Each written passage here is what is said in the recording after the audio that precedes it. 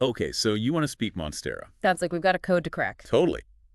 And luckily, you came prepared. Let me guess, a stack of articles on those dramatic monsteras. You know it. 5 signs your Monstera is suffering from humidity stress. Do Monstera plants cry?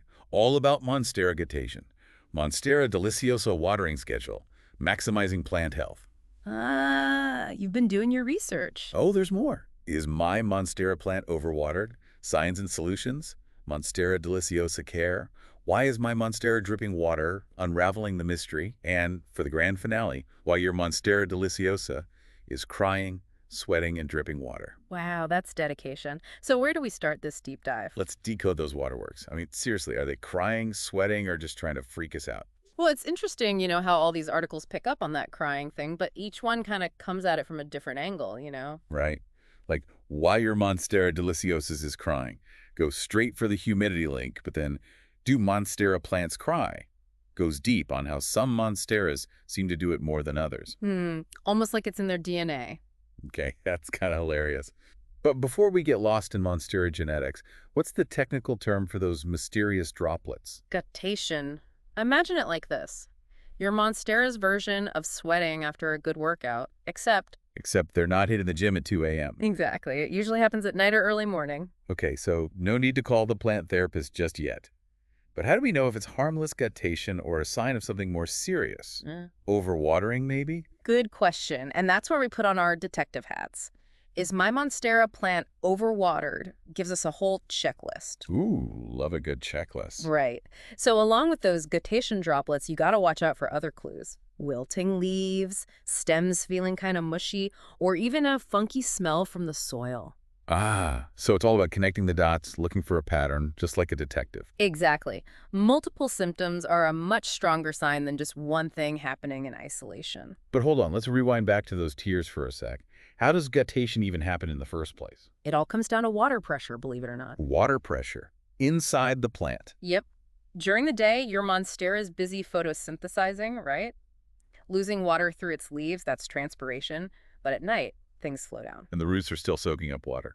Exactly. So if the soil's still wet, those roots might be taking up more water than the plant can actually use. Creating a buildup like a traffic jam in the stems. Exactly. That excess water, along with some minerals and nutrients, gets pushed out through special pores on the leaves' hydathodes, and bam, you've got those tears. Fascinating. And just to be clear, that's different from dew. That's a good point. Guttation comes from inside the plant, while dew forms on the surface because of condensation. Oh, that makes sense. Especially since I'm always wiping down leaves to prevent dust.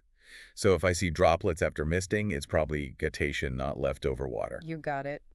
Dew's less likely inside unless you've got a really cool surface and super high humidity, which, let's be honest, isn't always the case. So, circling back to overwatering, Monstera Deliciosa watering schedule emphasizes letting that soil dry out a bit between waterings. Yeah, but then there's that fear of those crispy brown tips. You know, finding that sweet spot between too much and too little water feels like a constant struggle. Absolutely. It's all about getting to know your Monstera's own personal needs, right?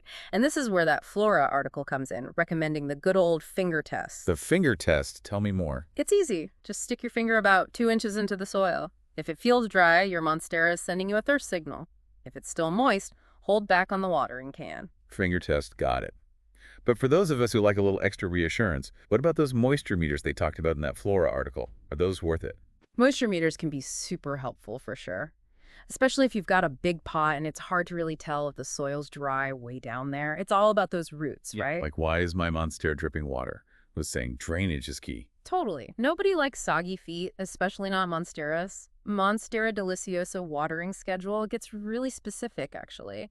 They recommend a mix of peat moss to hold some moisture, but then also pine bark and perlite. To keep things light and airy down there. Exactly. Give those roots room to breathe. Okay, so we've nailed the soil situation. We're watering like champs, but then there's the humidity thing. 5 signs your Monstera is suffering from humidity stress. Really emphasize that, huh? Yeah, for a good reason. Think about it. In their natural habitat, it's not just humid air, they're also getting rained on pretty regularly. So mimicking that is key. Speaking of which, Monstera Deliciosa watering schedule Yeah. mentioned both top watering and bottom watering. Yeah. Is bottom watering really that important? Well, think of it this way. With bottom watering, those roots can kind of sip up water at their own pace. Instead of getting blasted with a fire hose from above. Exactly. It can help avoid overwatering, make sure the moisture's even. It's a gentler approach. Makes sense. And I guess it's good if you're worried about disturbing the roots or if you tend to overwater. Exactly.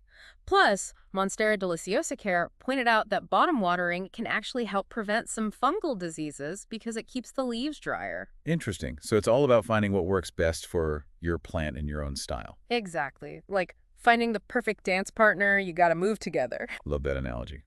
And speaking of finding that balance, what about light? It's not all about the H2O, right? Definitely not. Light is basically plant food, and even though monsteras are tropical, they're not exactly sunbathers. Right. Monstera Deliciosa Care talks about how too much direct sunlight can actually scorch those beautiful leaves. Oh no, not the dreaded brown spots. Yeah, those are no fun, but then you also don't want to go too far the other way. Right. Too little light can't be good either. Yeah. What happens then? Do they just stop growing? They might slow down, and you might notice those iconic Monstera leaves. They might not develop those cool splits and holes. The fenestrations. Yes. Wait, are you saying that the size of the holes can tell you how happy your Monstera is? It can be a factor, yeah. That's wild. I never knew plants were so complex. They're amazing, aren't they?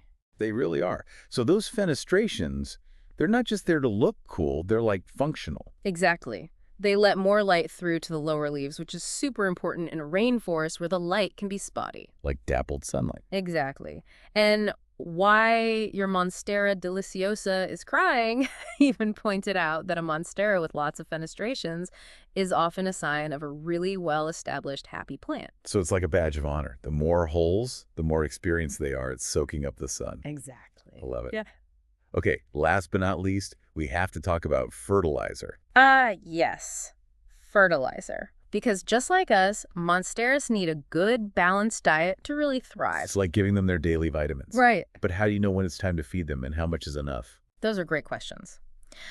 Monstera Deliciosa watering schedule suggests a balanced liquid fertilizer but diluted to half strength just to be safe.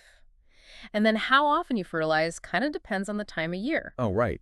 Because their growth cycles change throughout the year. Exactly. So more frequent feedings in the spring and summer when they're really growing. Exactly. Think of it like every 2 to 4 weeks during those growth spurt months. But then during the fall and winter, when things naturally slow down, you can cut back or even stop altogether. So we're basically syncing their feeding schedule with the seasons, just like we might eat lighter foods in the summer and, cozier stuff in the winter. Exactly. It's all about working with nature's rhythm.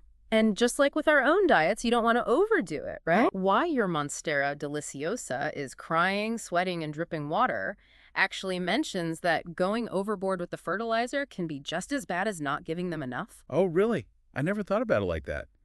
What happens if you use too much? Well, you can end up with a buildup of salts in the soil, and that can actually hurt those roots we've been talking so much about. Ouch, yeah, that's no good. So moderation is key, just like with watering. Exactly. Pay attention to those cues. Speaking of potential Monstera mishaps, let's talk about those brown tips for a sec. Oof, yeah, those crispy edges are the worst. Is it always a humidity thing, or are there other things that can cause them? Well, 5 signs your Monstera is suffering from humidity stress definitely puts low humidity as a top suspect. Makes sense. Dry air, dry tips. Right. Remember how dry air makes that transpiration go into overdrive? The leaves end up losing moisture faster than the plant can replace it. Poor little guys. Anyway. It's like they're constantly battling dehydration. Totally.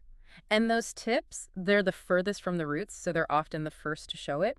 But here's something else that's interesting. Brown tips can also be a sign of, get this, inconsistent watering. Wait, really? Yeah. Is my Monstera plant overwatered mentions that if you let the soil dry out completely and then suddenly give it a ton of water, that can actually stress out the plant. So it's not just about the amount of water, it's also about, the rhythm of it all. They like routine. They do. It's all about consistency. Oh, and speaking of patterns, you know those fenestrations we were talking about? The hole. Yeah, the holes. They're not just for light. They actually help the plant stay strong and sturdy, too. Wait, really?